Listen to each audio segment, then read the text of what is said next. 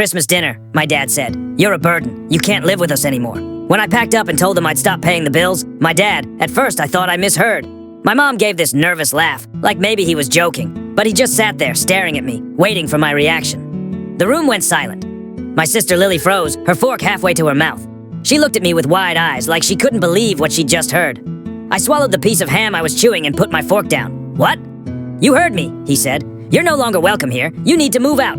I just sat there trying to process. I'm 23, have a steady job, could have moved out years ago, but I stayed because they needed me.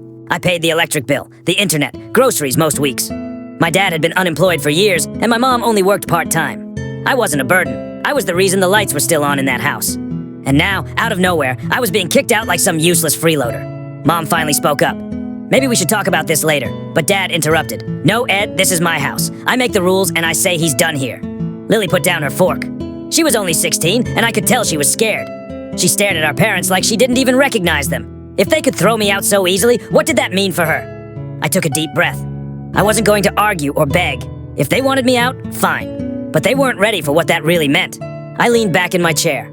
All right, I said. My dad sat up straighter like he'd won some imaginary battle. My mom still looked uncomfortable, but she didn't say anything. Maybe she was in shock, or maybe she just didn't care as much as I thought.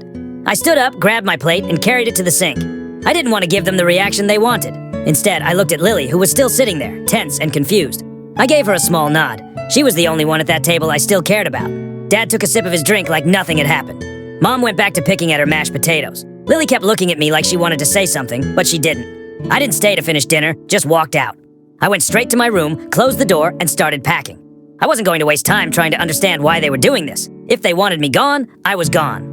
But that also meant they'd lose everything I'd been paying for, and I wasn't going to warn them. I packed in silence, but I could hear them talking downstairs. My mom's voice was low and scared. My dad's was firm, like he was trying to convince her of something. I caught bits and pieces. He's old enough, we can handle it. He should have moved out years ago. An hour later, there was a knock on my door. I opened it, and Lily slipped inside, quickly shutting the door behind her. Her eyes were red and puffy. She'd been crying. Are you really leaving? She whispered. Yeah, I said. I don't have much choice. Can I come with you? That broke my heart. You're 16. They'd call the cops. But the second you turn 18, my door's open. She hugged me tight. I hate them for this. Don't, I said. Just remember who was here for you. I left that night. Didn't say goodbye to them. Just grabbed my stuff and drove to a friend's place.